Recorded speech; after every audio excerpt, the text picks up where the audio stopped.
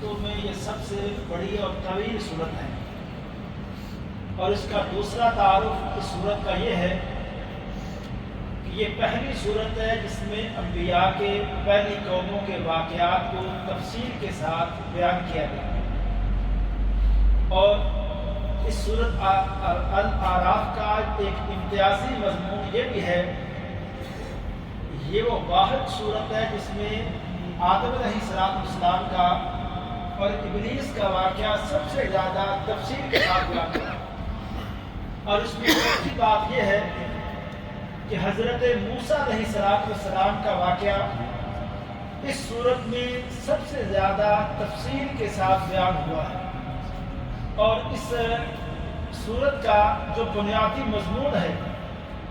وہ یہی ہے کہ جب اللہ تعالیٰ کی جو توحید ہے اور شرک سے جو ڈرایا گیا ہے اور اللہ تعالیٰ کی جو نافرمانی سے خبردار کیا گیا ہے، یہ واحد صورت ہے جس میں یہ انداز اختیار کیا گیا کہ حق اور باطل کی جنگ، ایک طرف حق ہے دوسری طرف باطل ہے، اس کے درمیان جو جنگ ہے اللہ تعالیٰ نے اس صورت کے اندر بڑے پیارے انداز سے یا بنی آدم، یا 4 دفعہ اللہ نے فرمایا یا بنی آدم، اے آدم کی اولاد، یہ حق ہے اور یہ باطل ہے۔ اللہ تعالیٰ نے دیکھے قوم ہود کا قصہ اس میں بیان کیا، قوم لوط کا قصہ اس میں بیان کیا، شعیب علیہ السلام کی قوم کا، اسی طرح سب سے پہلے قصہ اس صورت میں شروع ہوا آدم علیہ السلام کا اور ابلیس کا۔ یعنی اللہ تعالیٰ یہ فرمانا چاہتے ہیں کہ اے آدم کی اولاد، یہ جنگ شیطان کی انسان کے ساتھ شروع سے جاری ہے۔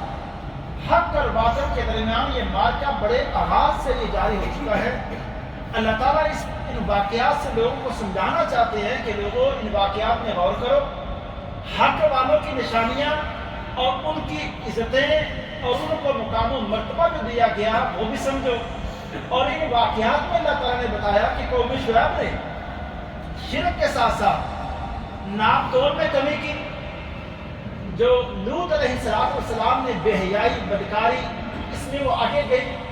اللہ تعالیٰ فرماتے ہیں یہ باطل لوگ، باطل پرست لوگ اور حق کے مقابلے میں شروع سے رہے ہیں، لیکن اللہ تعالیٰ نے ان باطل پرست لوگوں کے ساتھ جو عذاب دیکھیں، جو بے حیائی لوط علیہ السلام کی قوم نے اعلانیہ کی، اللہ تعالیٰ نے اس قوم کو جو عذاب دیا اس جیسا سخت ترین عذاب اللہ تعالیٰ نے آج تک کسی قوم کو نہیں دیا۔ اللہ تعالیٰ نے اس پوری بستی کو ایسے اٹھایا اور الٹا دے مارا، اور سارے لوگ جب مرے تو آسمان سے پتھروں کی اور لکیلے پتھروں کی بارش ہوئی، ہر پتھر کے اوپر جس کو لگنا تھا اس کا نام لکھا گیا تھا۔ یہ پتھر کس کو جا کے لگے گا؟ یعنی ایک تو مرے، پھر اس لاشوں کے اوپر اللہ تعالیٰ نے پتھروں کی برسات کی، یعنی اللہ تعالیٰ کا غصہ اس قدر شدید ہوا۔ اور اس کے بعد دیکھیں آدم علیہ السلام اور جو شیطان ہے، اللہ تعالیٰ نے 2 کردار اس واقعہ کے اندر بیان کی۔ اللہ تعالیٰ فرماتے ہیں غلطی آدم سے بھی ہوئی، غلطی ابلیس سے بھی ہوئی، لیکن دونوں کی غلطیوں میں فرق دیکھیں۔ ابلیس غلطی کے بعد اکڑ جاتا ہے، تکبر کرتا ہے، غرور کرتا ہے، اور آدم علیہ السلام کا انداز غلطی کے بعد فوراً شرمندہ ہوا، کہا اللہ غلطی ہوئی، اللہ سے معافی کی طلبگار ہوئے۔ اور اسی طرح آپ اس پہ غور کریں، یہ جو قوم لوط کے ساتھ قوم نوح کا قصہ بھی اس صورت کے اندر بیان کیا گیا، اور کیا مصروں کے حوالے سے واقع ہے۔ اللہ تعالیٰ نے لوگوں کو یہ سمجھایا کہ جو میری بات نہ مانے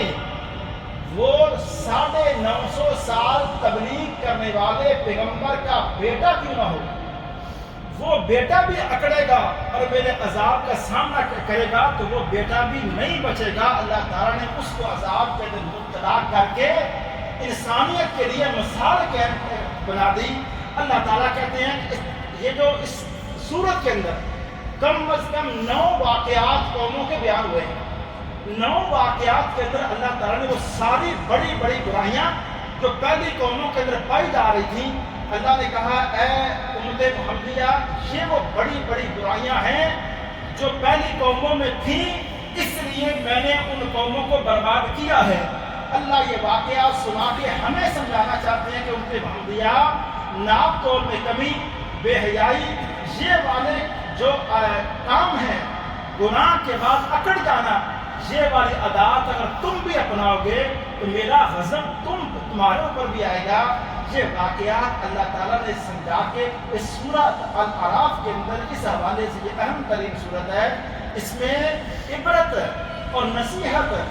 حاصل کرنے کے لیے سورت میں بہت ہی اچھا ایک مضمون بیان کیا گیا ہے، جس میں ہمارے لیے نصیحت کی بڑی بات ہے۔ السلام۔